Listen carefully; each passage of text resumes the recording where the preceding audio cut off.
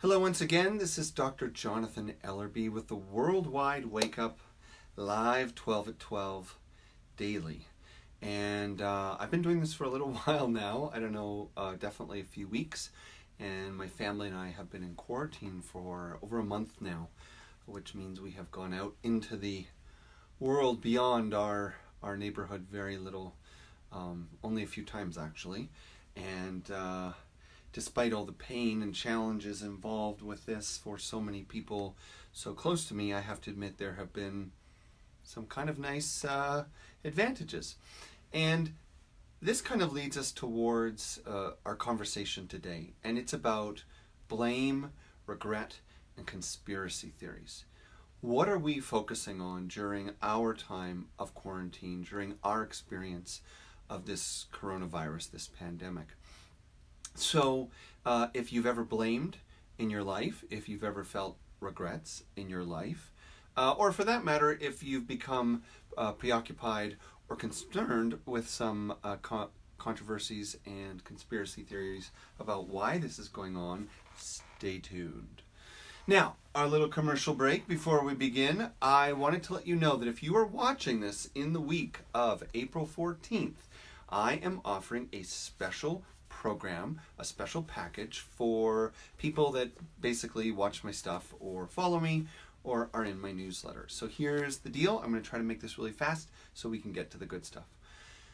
Normally when I run live small group courses and classes, it ranges from $300 to $500 a month, and typically they're anywhere from a month to 3 months long. 3 months lets you go real deep and get connected with the group and the themes and the topics. So here's what I'm going to do. I'm going to be running a 3-month program, 3-month course. You only have to pay for 1 month, so it's $450. But, and yes, maybe you've heard this promotion before, but I'm going to include with that a free electronic copy of my new book, Spiritual Experience, a free 30-session audio collection on spiritual resilience, a free 8-week course on understanding spiritual practice and spiritual personality, a free 22-minute video on keys to a spiritual life, an hour-long audio program, and I think there's more. So all that is included, and then we have our live course together. If you're interested, you can email me at connect@jonathanellerby.com. You can message me through my website. That's probably the best place to go. And then you'll actually find the link to jump right into learning about the course. There's lots of other things going on, but let's face it, we're at home. Let's make the most of this time. Without further delay, I'm going to invite you to take a breath. Let your eyes close. And then take another deep, full breath in. Really exaggerate it, however you get it in. And then let's just kind of sigh it out. And feel yourself settle. Feel yourself calm.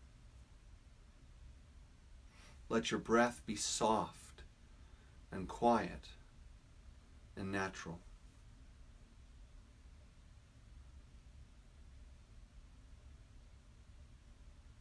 Find the still point, the silence inside yourself, the place where blame and regret make no sense, the place that is quietly content. Just see if you can just glimpse it, just taste it. Soft breath, listening into stillness.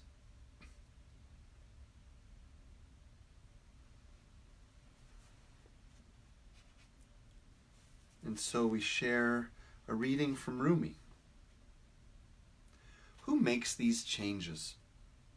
I shoot an arrow right, but it lands left. I ride after a deer and find myself being chased by a hog. I plot to get what I want, but I end up in a prison. I dig pits to trap others and fall in. I should be suspicious of what I want.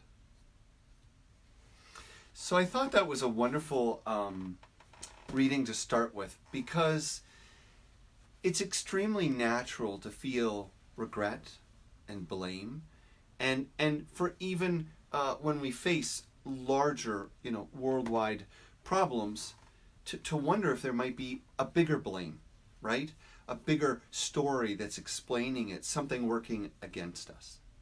Now, for just a moment, I want to say what's behind regret, blame, and conspiracy has some grain of truth, typically.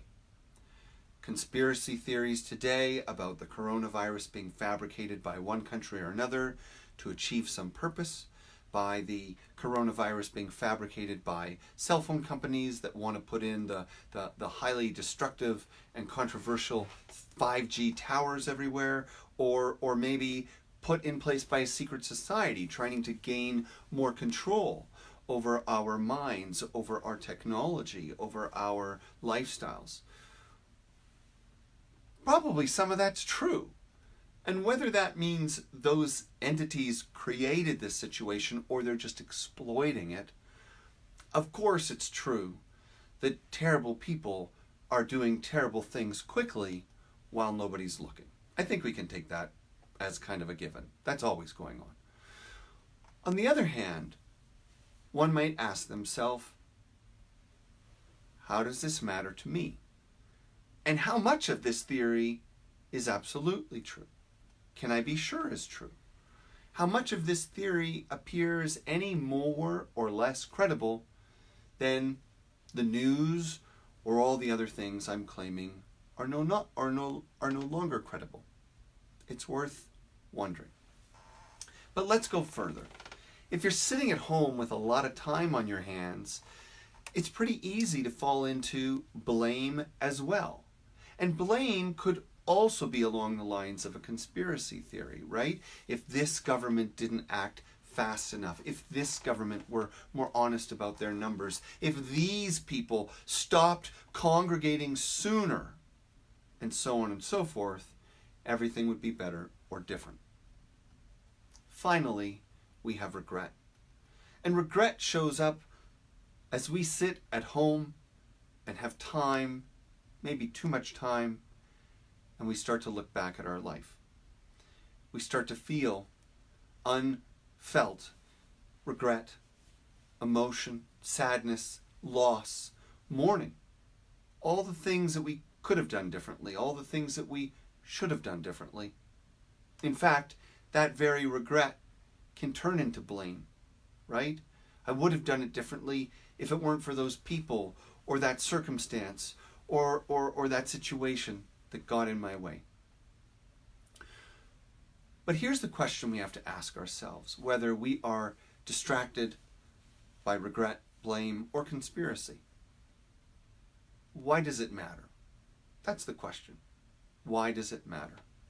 Now, if you're going to say that your research into larger shadow systems manipulating our world has led you to a place where you can act benevolently, mindfully, compassionately on behalf of the greater good, and you are capable of making a positive difference, okay, great.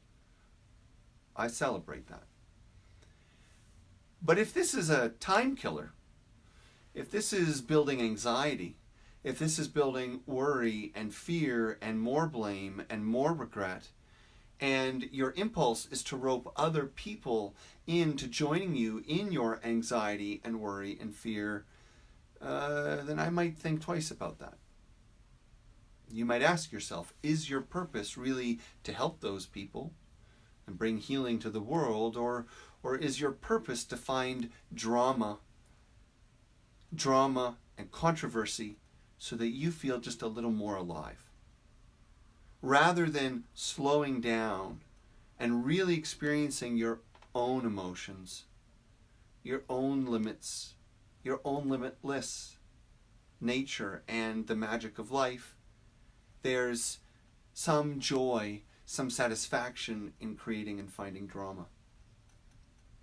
But isn't that really the same of blame? Isn't that really the same as regret? That we give away our power. We are essentially in our act of feeling powerful by accusing, by naming others why we weren't better, why we aren't better. What we actually do is we hand them our power. We hand them our strength. We hand them our intelligence. We hand them our clarity. I cannot be my fullest self until they change. Until you know that where I'm at is their fault. It's absolutely normal and natural when we have been hurt in life, when we have been real victims, like experiencing pain and loss that we didn't choose, we didn't ask for. It was put upon us.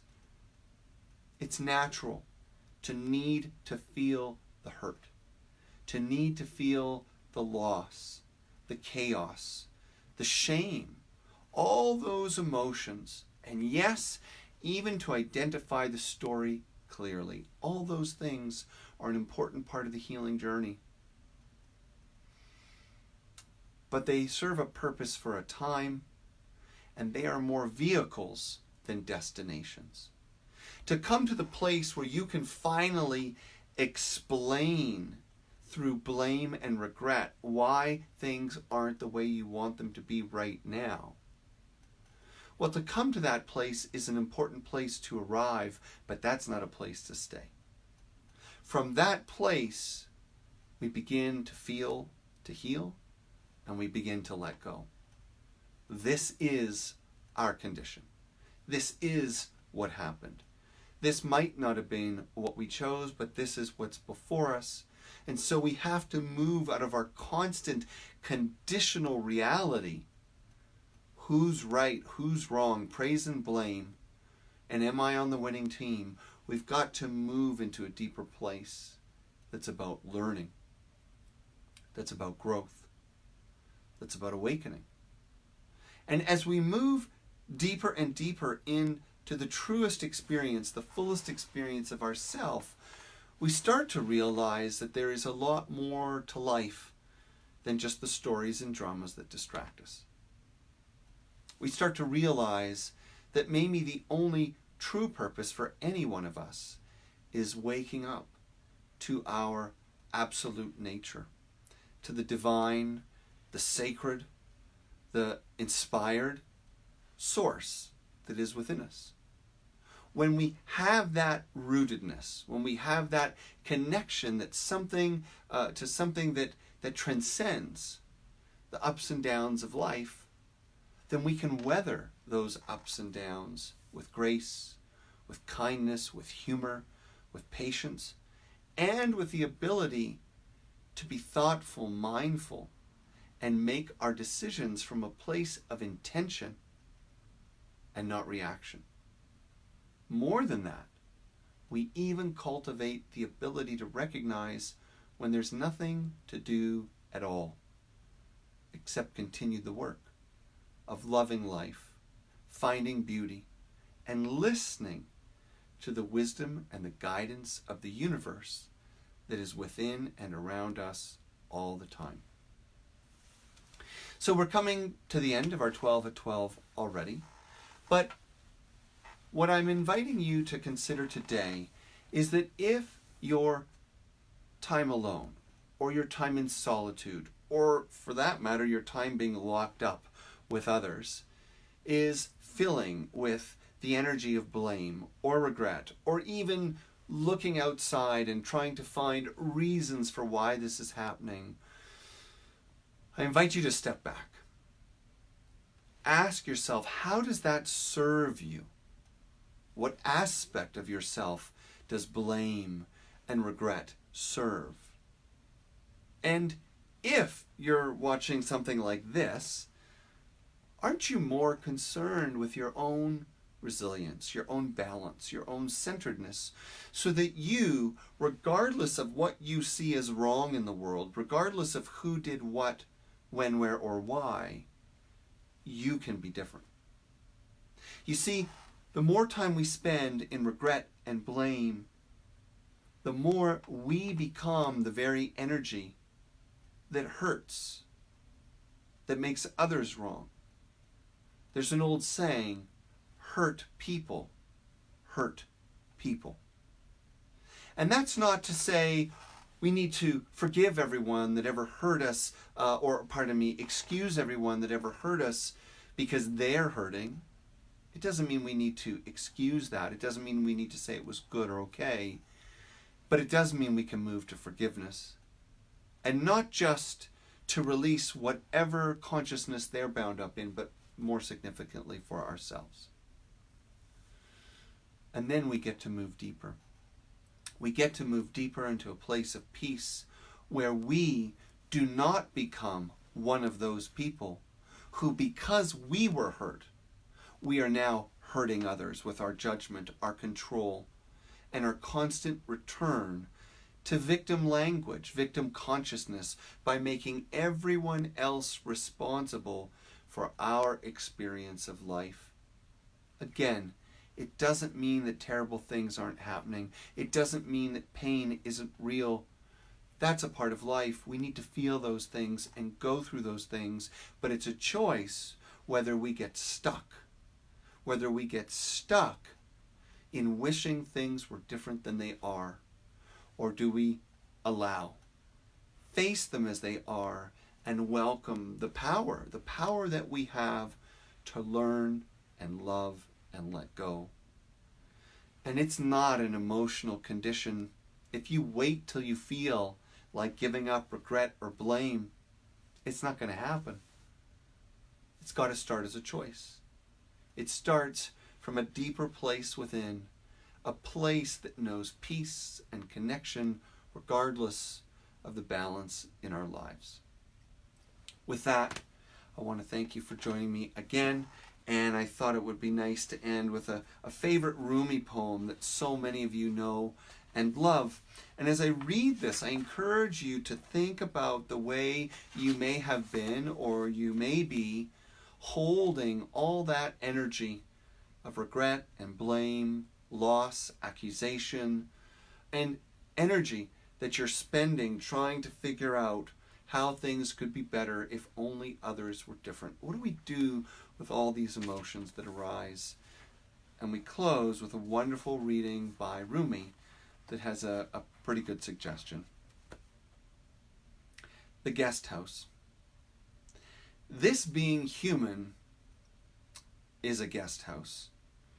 Every morning, a new arrival, a joy, a depression, a meanness, some momentary awareness comes as an unexpected visitor.